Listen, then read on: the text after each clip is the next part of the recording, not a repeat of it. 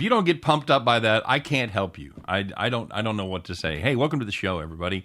It's heading back to the window with Scott and Scott. I am your host, Scott Steen. I am the lead handicapper at winnersandwiners.com. And I'm your co-host, Scott Reichel, senior handicapper of winnersandwiners.com. Today we do this every day, not just today, but every day, 3 p.m. Eastern, 2 p.m. Central, as we try to guide everyone through their journey and take them along with us as we try our best to head back to the window. So I love that. I love that drum opening, Scott. It sounds like you know what for King and Country is. You ever heard them? No. They do it. They're like a really, really like almost. They're very drum heavy. They're not completely drums, but How drum heavy are they? They do a great version of the Little Drummer Boy. Now, as may come to a surprise of you, I'm not a huge religious Christmas music fan, but they do a version of this that's it's fantastic. Look it up on YouTube. You'll love it. Trust me. For King and Country, Little Drummer Boy. Okay, that's my unnecessary plug for the day. Good to be here, guys. Welcome to the show. Let's see who's checking in, shall we? Brendan Kubas in the house, James Mounts, JC Stone, and the Big X. What's happening, guys? Good to be here with y'all. How'd your day go yesterday, Scooter? It was okay. I ended up losing my play today. The Raptors no-showed. Had the farm with, of course, the Fox play, and my player props have been pretty good. So that's definitely a good sign. Pretty quiet night, though. I had a couple of props that I kind of went 50-50 on, but I ended up winning this morning with Canada over 1.5 team total in the first period. So woke up about with another win in my pocket, which always is nice. Outstanding. I had the United States little plus money play against Switzerland in curling. It looked bad, and we ended up stealing 2 in the last 2 ends, and it was a couple of just unbelievable shots by the skip, John Schuster. Just first-class curling. I know it sounds ridiculous to say it, but they were great matches with some fucking great shots. So, call the cops in Cleveland State last night against Fort Wayne. I actually said I liked Fort Wayne in that game. That was a stressful, what was that, 3 hours? Yeah, what? Go to 3 overtimes? What happened there? Not enough room to talk about the 33 overtimes. Real Madrid and City in the Champions League. Cool. I'm feeling a draw in the Real match. I think Real and PSG will be pretty evenly matched. I see a 1-1 final there, if I had to guess. There you go. T-Train in the house. What's up, buddy? Magellan Sports has called the cops on Drexel, losing +3-5. I didn't watch that one. Did you see that one? I did not. Oh, not good. Joan got juiced on Canada. Did Fort Wayne +1 and money line. Excellent, David.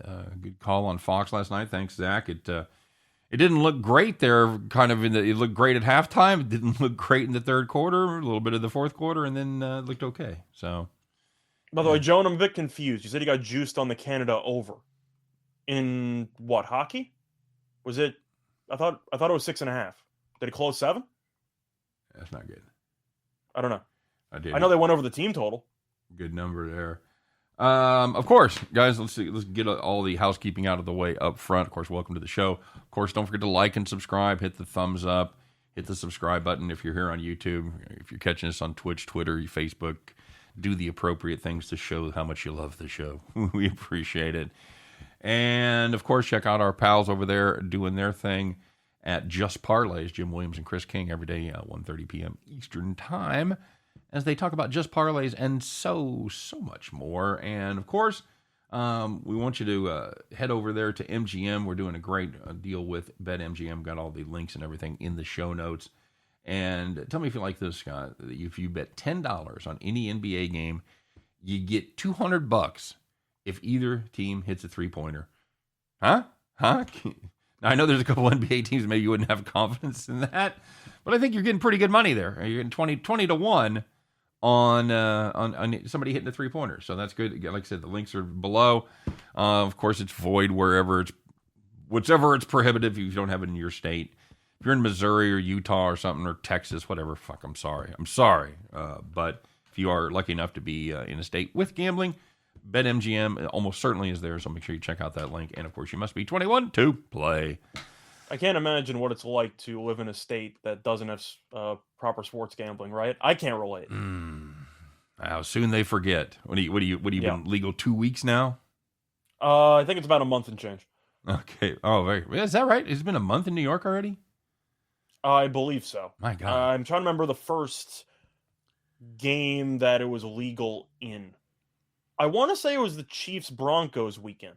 I think. Was it that? Okay. All right. Hey, we just found out. We just put it all together. For those of you that are excited about the WWE, we've got we're doing our show on Thursday with our resident WWE expert, David the Dominator Hess.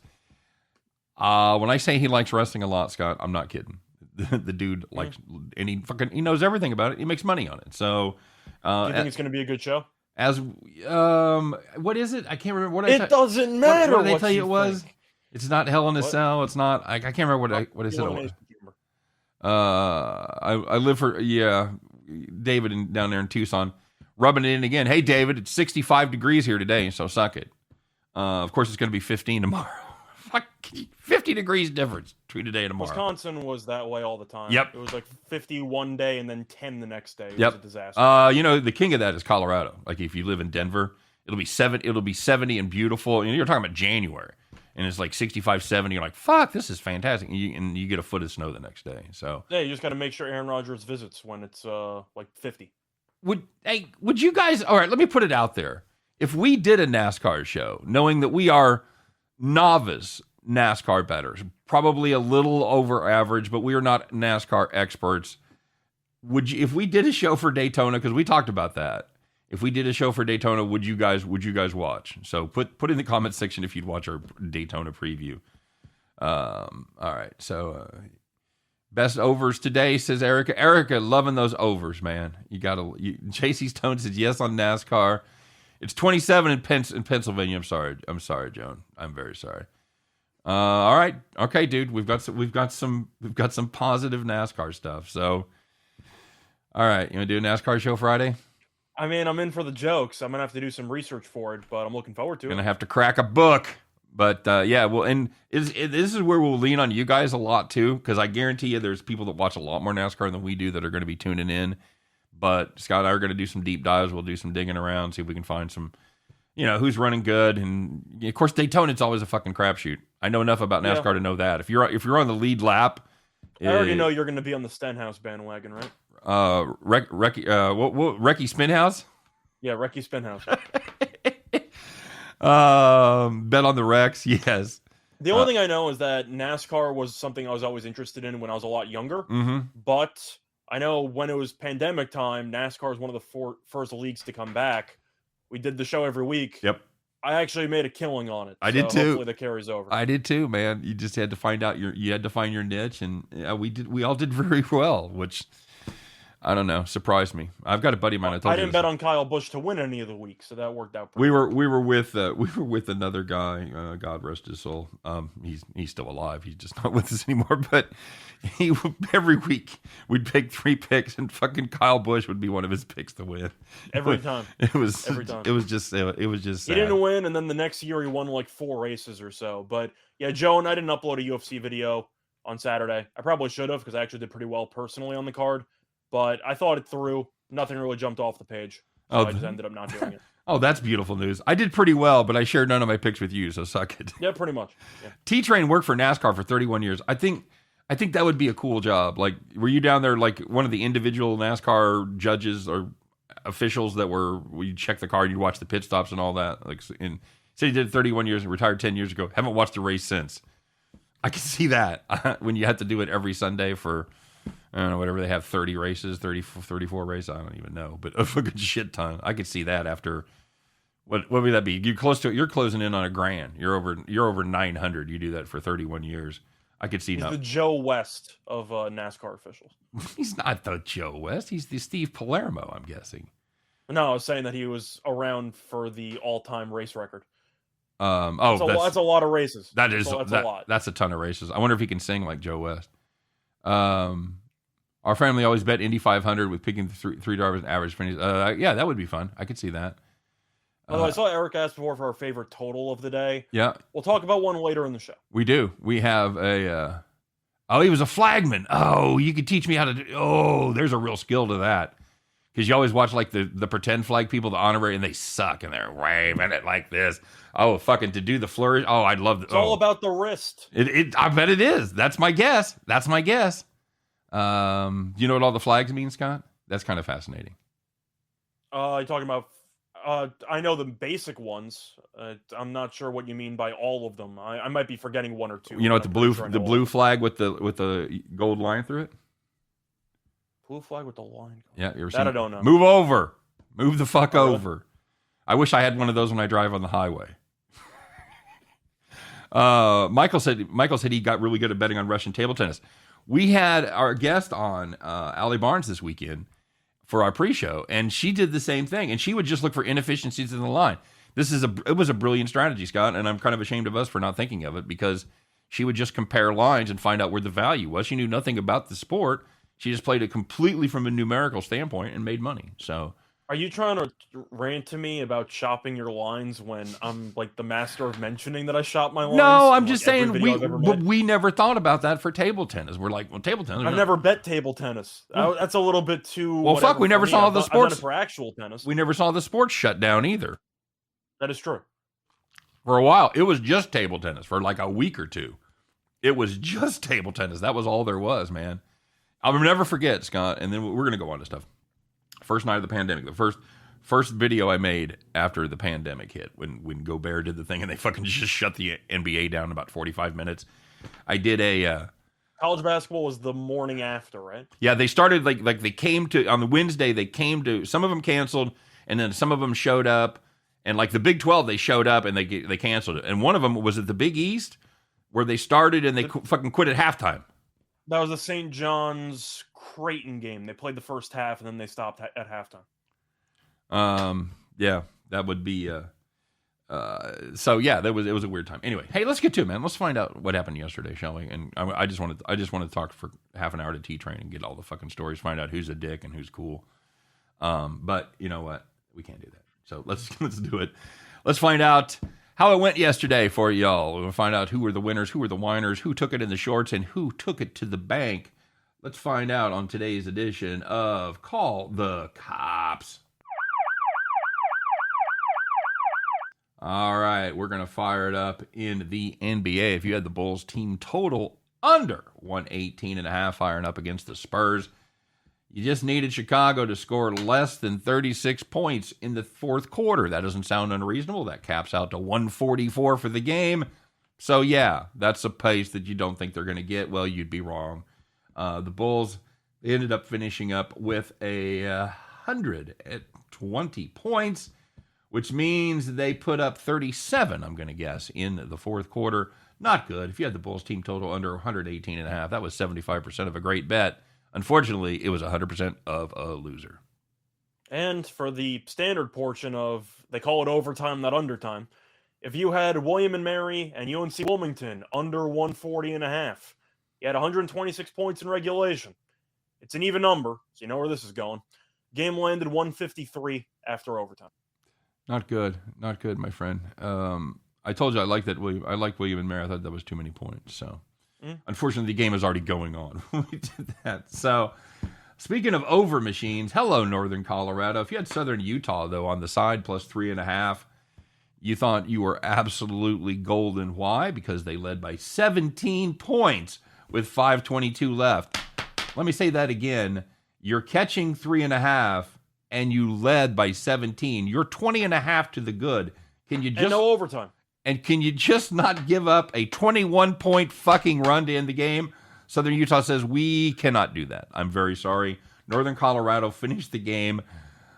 Sit down, everybody. On a 32-10 run, Southern Utah loses by 5. They even had a fucking extra point to spare. Yikes! If you had Southern Utah right there, I am so sorry. Although, seriously, they're terrible. Call the cops and then go to a meeting. A 32-10 run in the final 5 minutes and 22 seconds of the game. No. Not for me. Thank you.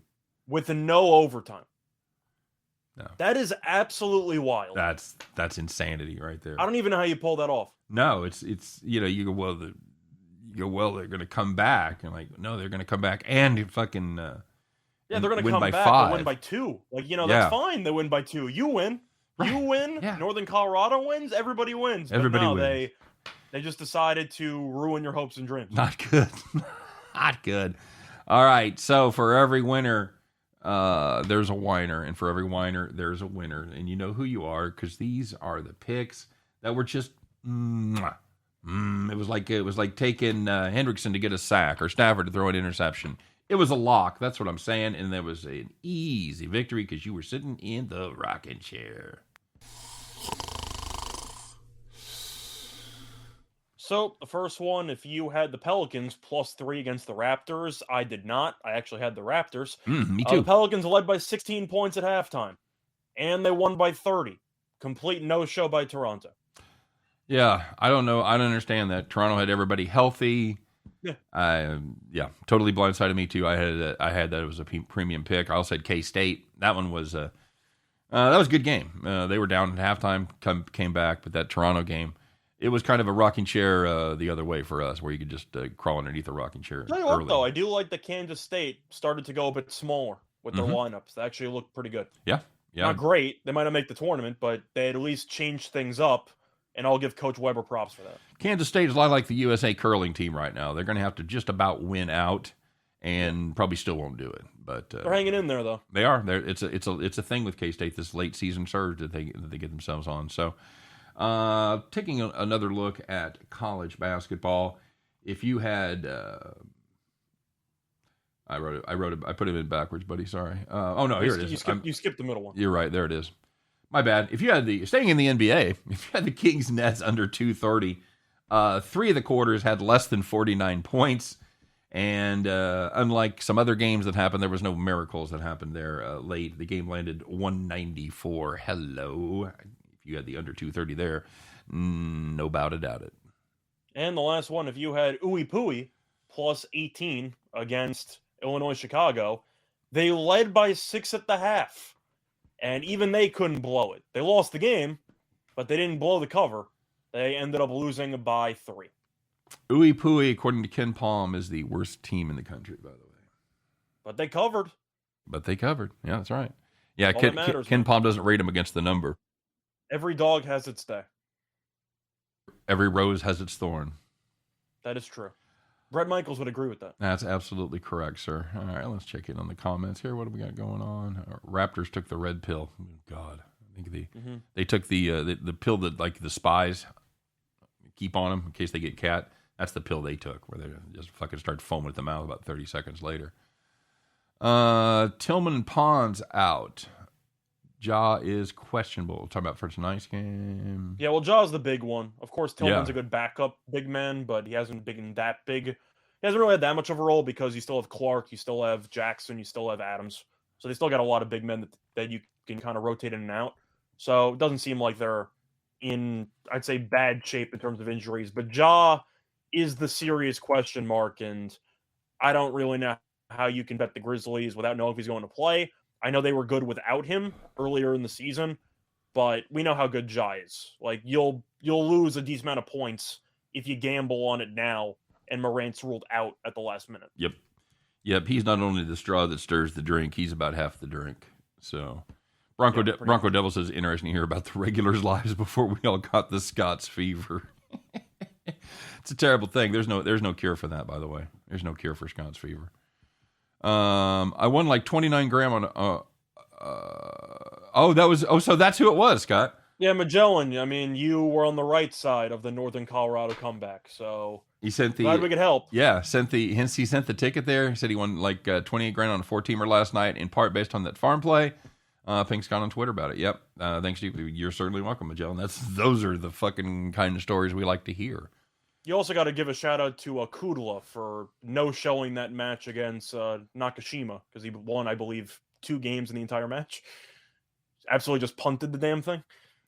Kind of the opposite of the Northern Colorado game, huh? Or do you have the over there? Or do you have the side? No, he had Colorado money line. He didn't have the spread. Oh, okay. Oh, fuck. Never doubt. Okay.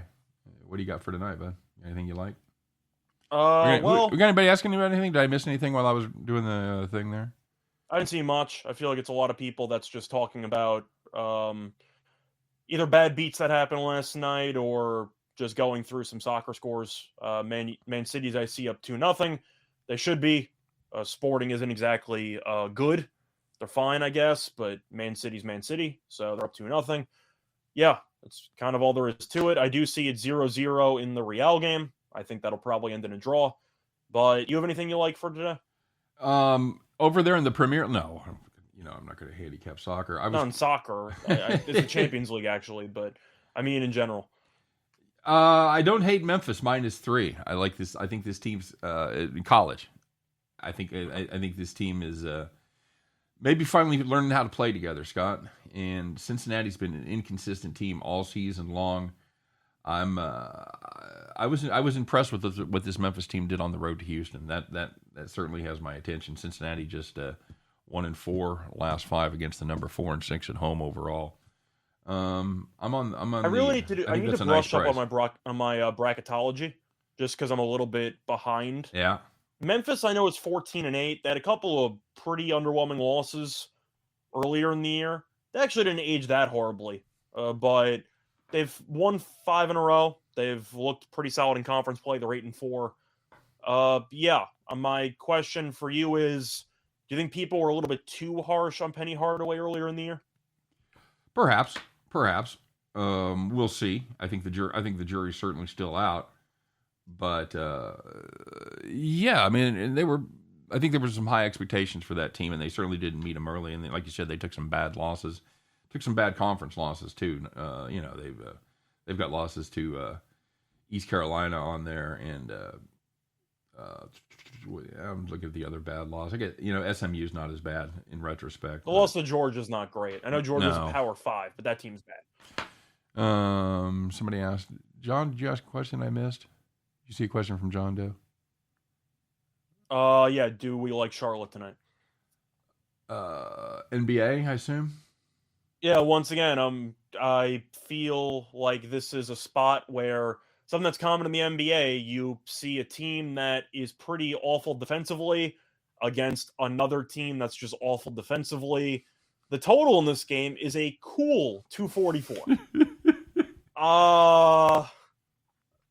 I don't really like the under. I mean, I don't know if you can really take an over at 244, but I'm not taking the under. I mean, you're looking at Minnesota's games. They've been an absolute track meet. I mean, each of the last 4 games that they've played have had at least 248 points. I'm looking at the over. I can't say that I'm going to personally put money on it, but do I want to lay 6.5 with the Timberwolves? Not really. I feel like it's a situation where if either team can't really get a stop, the last thing I want to do is lay 6.5 points. So I feel like I'm tempted to take the dog, but you might want to look for some player prop overs. Anthony Edwards, either points or Towns points, or if you want to go for ball assists. I'm just expecting a bunch of points. If you want to go for 3-pointers, you can look for an Oubre, look for a Rozier, look for an Anthony Edwards. But I feel like there's going to be a prop game where if you want to do some same-game parlays, parlay a bunch of overs, and just hope that you see a bunch of points, which you probably should. That seems to be a good recipe. You? I'll ride this Minnesota team on the side. I'm with you. I'm tempted to play the over. I don't want to get involved with the under any circumstances. Yeah. But I think almost just as a rule, I can't get involved with 244. I just can't make myself. You remember when the referees were like swallowing their whistles in the beginning of the year, and it was a bunch of unders? Yep. Yeah, it seems to be a long time ago. Yeah, it really does. So I'll take the Timberwolves minus the 6 there. Somebody asking about SMU for tonight.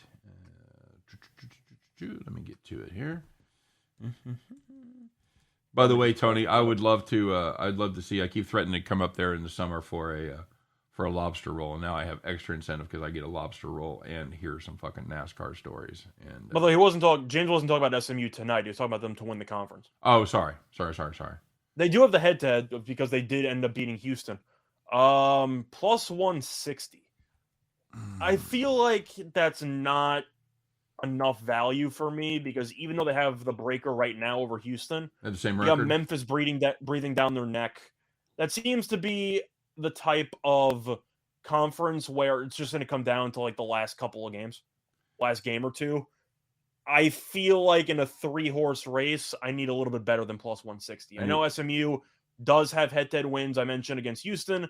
They also have a head-to-head win against Memphis. But I think you'd agree with me. That conference looks like it's going down right to the wire. Plus 160 is not enough meat on the bone for me. I need 200 there. I gotta have 200 because, like you said, you've got three teams that are 9-2. Well, SMU and Houston are 9-2, and of course Memphis is back at 8-4. But they have a home game against Memphis coming up. They got a road game against Houston. Let's assume they lose the road game against Houston. Then you're already in a dogfight. Not to mention potentially losing to Memphis as well. So the schedule is not exactly easy going down the road. I feel like SMU might also throw in maybe a stinker every now and then because they're a team that's been good, but I can't say they're fully reliable all the time. They're good at home. That seems like an absolute crapshoot in that conference. They're fucking nails at home, buddy. But they are. I'm saying on the road, yeah. You never know in these conference games. Nope, absolutely not.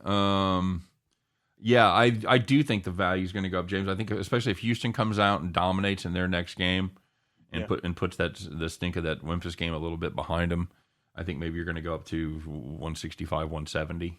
But even if SMU, let's just say SMU actually wins their next couple of games, they beat Memphis, they beat Temple. Let's say Houston also runs the table. If Houston beats SMU in Houston, which they should, because in Houston they'll be favored by a decent amount of points. What do you think the live odds there are going to be for the conference? Houston will definitely be favored. Oh, no question. I mean, that's not even going to be close. It might even be a minus at that point. Agreed. So I think you're better off waiting. Yeah, I think so too.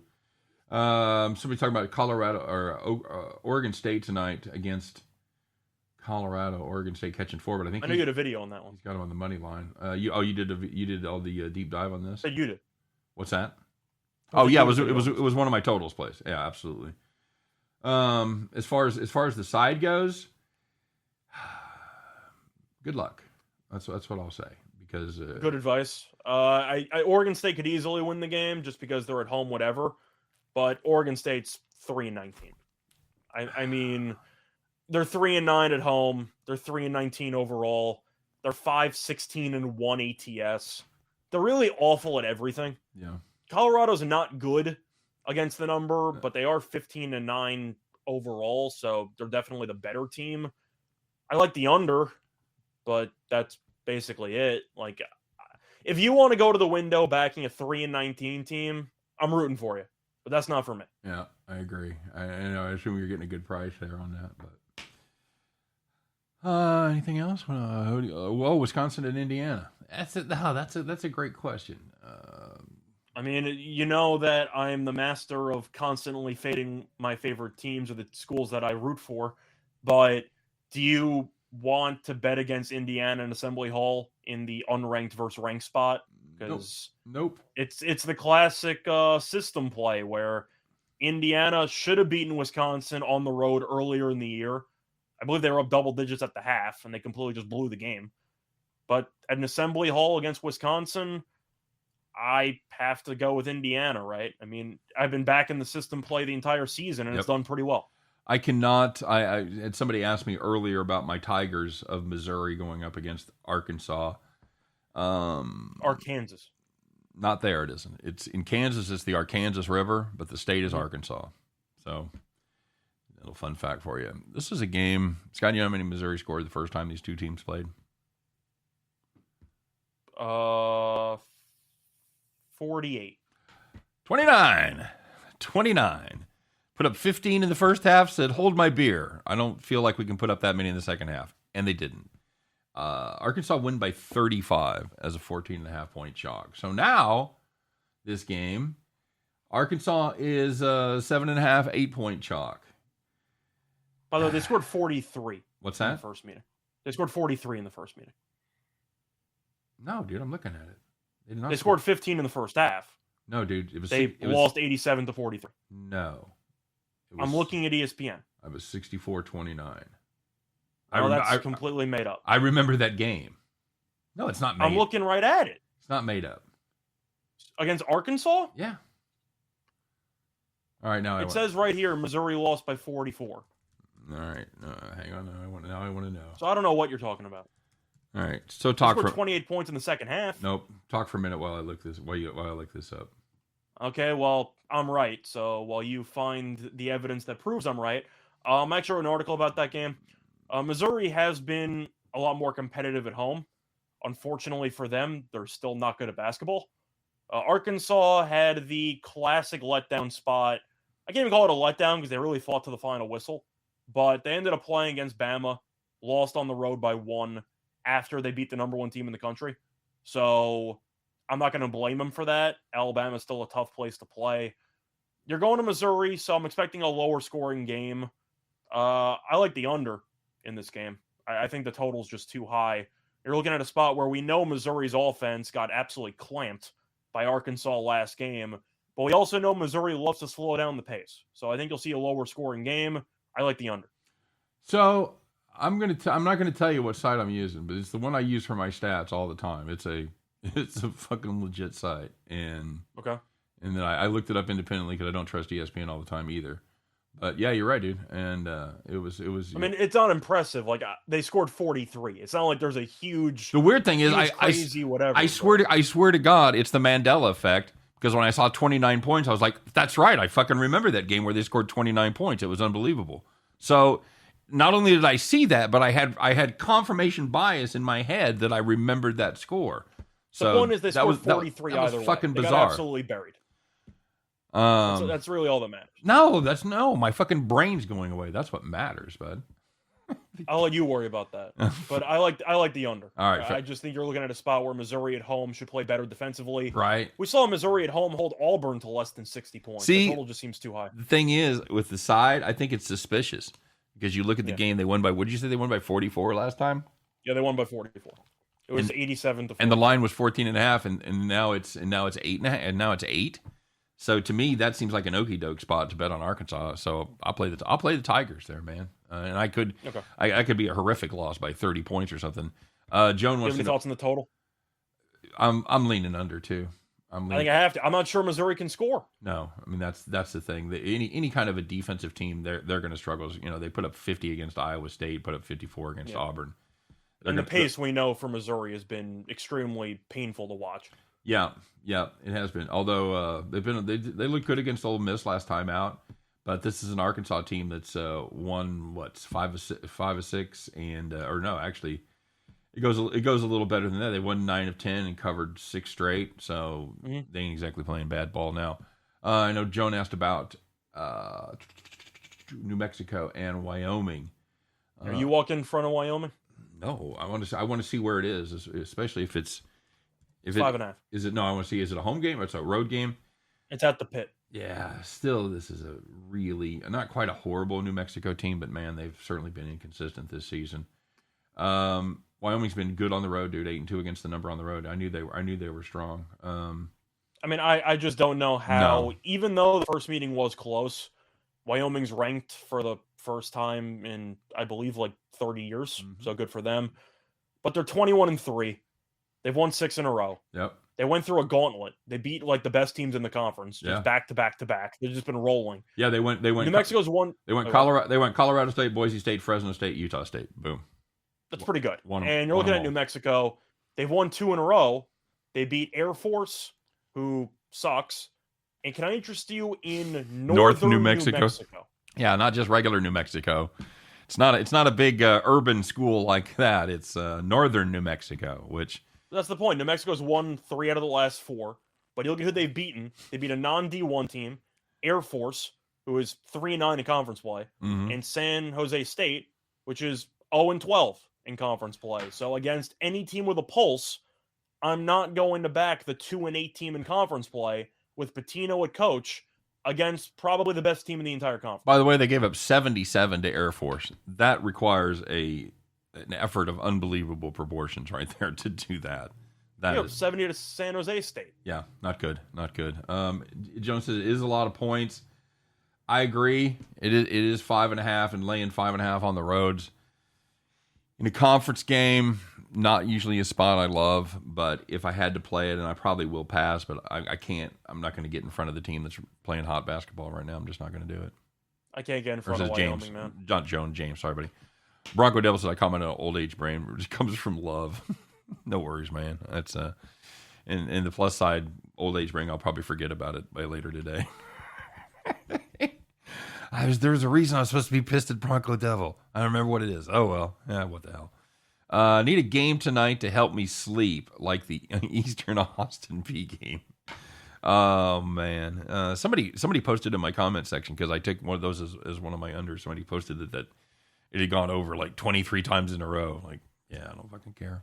And it went. I'm assuming it went under. It did. Yeah. Eastern Illinois, they're hard to get a handle on because they're a horrible, horrible basketball team. But every once in a while, they look competent, and it's usually when I'm watching them. So, do they look competent, or is the other team just sleepwalking? That's the age-old argument. Yeah, absolutely right. I'm sure most of the teams in the conference will look at the calendar and go, "Oh, we got a freebie." Somebody asked about Tulane. Maybe even more than once. And sorry if we missed that. Playing against the South Florida team, they don't like what do you call it when you put the ball in the basket, Scott? What is that? Scoring. That's it. That's the one I was thinking of. They are dreadful. 57.6 points per game. Doubles, not good. And I'm gonna guess without looking that they're bottom 10 in pace. I could either bottom 10 or bottom 20. There you go. I mean, they're definitely down there. But Tulane has been pretty underwhelming on the road. They're 2-6 straight up, but they are 5-3 ATS. 14-8 against the number of the seasons. They have been good. South Florida is a team that we had an under on against Temple a while back because nobody could score, and shocker, nobody scored. 101. But I like Ron Hunter as a coach. Of course, people remember him as being the guy from Georgia State, but you're looking at how Tulane's been doing. They're 11-11 overall, but they are 8-5 in conference play. They've actually been pretty good in the conference, and I do think that this team, which has won 4 of 6, is starting to play pretty good ball. Mm-hmm. They had a nice win against Temple in their last game. I like the Golden Wave here. I feel like that you're looking at the Green Wave. Sorry, I think you're looking at a spot where Tulane will actually score, and South Florida will not. I don't know if Bulls can swim. I'll take the Wave. What's the number on this? 130. Good luck. Money has actually come in on the over. This is Tulane's played 4 straight overs. I get it. I see where that's coming from. They've put up a shit ton of points. They played yet? They put up 68 last time. Yeah, that seems about in the wheelhouse. I'm not getting in front of Tulane here. Give me a team that hasn't scored 60 points once in their last 9 games. No, fuck that. I can't. Not interested. Yeah. The Dukies tonight. By the way, Penguins should win by at least 4. Who's the Penguins playing tonight, buddy? I'm trying to picture if that's going to be hockey or if that's Youngstown State. I'm assuming that's hockey. They play Philly. Philly can't stop anybody. If you want to go for some props, I don't mind Crosby to score. If you want to throw in a bunch of goal scorers for Pittsburgh, that power play should really do whatever it wants against that penalty kill. Yeah. Pittsburgh should win that game handily. Duke Wake Forest tonight. Somebody asking about the over at close to $1.50. I got 149. I got 149.5. Yeah. It's either over or pass for me. Yeah. It's a surprisingly good Wake Forest offense on the road. I'm not sure about that, but they also rank 56th in pace, so they're not afraid to push it a little bit. Duke ranks 140, so you should see a decent amount of pace in this game. Yeah, I don't mind it. All right. Wake Forest defense has been playing really good lately, but the level of competition hasn't been fantastic. So they're definitely going to step it up a notch here. Somebody else asked us about something.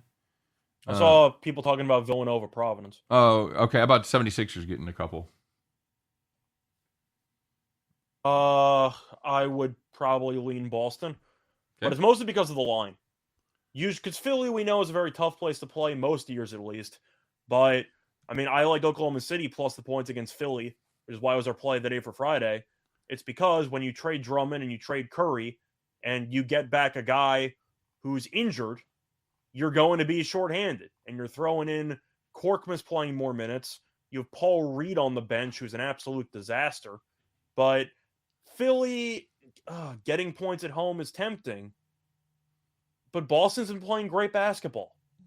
I mean, they've really turned it around. I got to give Boston props. They've seemed to have overcome the early season struggles, and Embiid's going to do whatever he wants. But who's the second best player? You got Maxey? Tobias Harris. Tobias Harris? Yeah. Like, I don't know. Yeah. I feel like if you want to take the 76ers, throw in some type of player performance boost, just take Embiid 30 plus in Philly to win, because if they're going to win, Embiid basically has to drop 35. Yeah, absolutely true. This is a Boston team that's won 8 straight. They're not fantastic against the number, but great defense. Yeah, they play serious defense. I do like the under in that spot as well, and I'm on Boston too. Jefferson, if Millsap actually is playing, that's a negative. Millsap shouldn't be in the league. Like, I watched him play with the Nets. He should not be in the league. He should be in China. Ronnie Millsap? He's awful. Ronnie Millsap? Not Ronnie. Paul Millsap, actually. He's upgraded to probable, buddy. Paul Millsap should not be in the league. He's a terrible basketball player. Like, he's done. Okay. He's completely cooked. How do you really feel? Villanova Providence, because I interest you in 2 teams that win a lot and don't cover. Who do you like there? Villanova on the road, and they are catching 4, buddy. It's really, really tough because these are easily the best 2 teams in the conference. I don't think it's close. Providence actually is in first place in the conference because they're 21-2. Villanova could easily win this game handily, but I got to go Providence. I can't fade a team that's 14-0 at home getting 4 points. I just can't do it. They're 14-0 straight up at home. Yep. So I'm expecting an absolute war. I'm expecting this game to come down to the wire. Villanova might win. This really just has final possession written all over it for me. I'm going to take the 4. You're looking for an edge? Villanova is 7-7 against the number on the road. And Providence at home. Any guesses, Scott? 7-7. 7-7. There you go. So, yeah, give me the points in the conference game with the undefeated at home team, and I'll you know what? I'll just take my chances. And if Villanova wins by 20, which is certainly a possibility, you tip your cap and you go, yep, they fucking had it tonight. So no, it's one of those general principle plays. You're getting 4 points with a team that's 14-0 at home. That's good enough. Yep. And T-Train says he's got it at 4.5 up there in Connecticut. So yeah, I'm gobbling up the points. I'm not excited about it. It's a game I'll probably watch anyway. I think you'd agree, though. That game just is going to have that final possession feel to it. And I think you'd agree. I would be surprised if one of these teams just ran away with this thing. That's how it feels. That's absolutely how it feels. Again, past performance is no indication of future results, but these teams usually have competitive games. Yeah, it does feel that way. Anybody else? You see any other comments? Okay, what else do I see? Sorry. Somebody said he's on Kentucky and Michigan State 2-team parlay. Okay. Let me see those matchups there. So Michigan State's playing against Penn State. Do I want to lay points on the road in Big Ten play? Absolutely not. Is Michigan State going to win? Probably. But you lost me there because I can't do it. And I actually like Tennessee. This Penn State team jumped up and bit me against Purdue when they went to overtime there a couple weeks back. Kentucky on the road against Tennessee. Tennessee's 13-0 at home. I mean, I just said the same thing about Providence. I know that you look at Kentucky on the inside, they should dominate on the glass because they have the best rebounding big men in, 40 years of college basketball. Like, he just walks into 18 rebounds every single game. Mm-hmm. But Tennessee's undefeated at home. I can't go against them. Can you? No, I can't. And this is a Kentucky. Dude, Kentucky's 1-6 on Tuesday nights. Fuck, I'm sold. Damn it, man. I don't think Tennessee's very good, but at home, they're extremely solid. And I feel like it's pretty telling that even though Kentucky's the higher ranked team, and clearly the more talented team, money's coming in on Tennessee. Yep. Nathan Cerno, Wyoming -3, New Mexico. We both leaned Wyoming there. Oregon State +4 against Colorado. Yes. I like the under.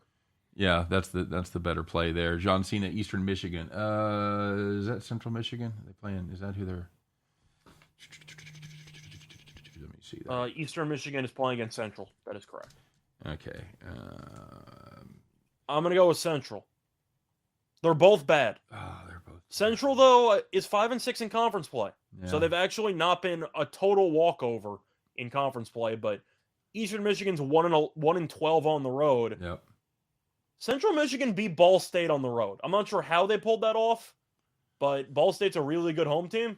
I'll go with Central Michigan because they've shown me some form of a pulse. Oh God, this team can't score though. Holy shit! If you're betting on that game, go to a meeting. Yeah. But I'll take the points with a team that's actually been okay in conference play. At Eastern Michigan, man, they're dreadful defensively, just utterly dreadful. So if anybody can, they're 1-12 on the road. I mean, it's just if Central Michigan can score against anybody. I mean, they scored 89 against Ball State. I think they went to overtime. Overtime, yeah, I thought it was. But I'm asking, do you want to lay points with a 1-12 team on the road? No, absolutely not. Absolutely not. No, not where defense has just been a sieve lately. No chance.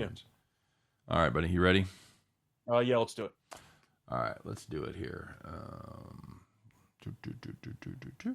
All right, you guys know what time it is. It is that time where we put our heads together once again and come up with a play. And it's time for all of you to get on your nice Tuesday overalls, climb aboard your John Deere, adjust your straw hat, fire that bad boy up, kids, because it's time to bet the farm.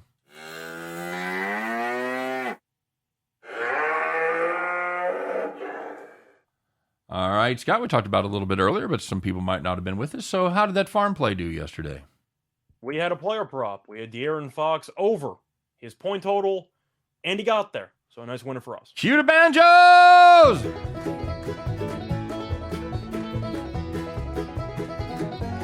Yeehaw! All right, there you go. What do we got cooked up for today, my friend? So for this one, we're going to go with a total in college basketball. It's going to be Texas and Oklahoma. And we actually like the over in this game at 124.5 at -110 on BetMGM. You want to go through the recent performances. Oklahoma has been a little bit mispriced on their totals because 6 of Oklahoma's last 8 games have had at least 125 points. Meanwhile, Texas has been extremely mispriced on totals. 3 of Texas' last 4 games have had at least 141 points. Texas also ranks 28th in offensive efficiency, according to KenPom. Oklahoma ranks 35th. And the over is 4-0 in Texas' last 4 games overall, while also being 6-2 in Texas' last 8 games overall. We think that this total is too low. We think that this game should end up being a war, but we do think you will see this game get into either the high 120s or the low 130s. There you go. One quick correction, because I put that last one in. They are 6-2 over on the road. They're their last 8 road games, not overall. So there you go. And I think I said 3 out of Texas' last 4 games have been 141. I meant road games. Okay, there you go.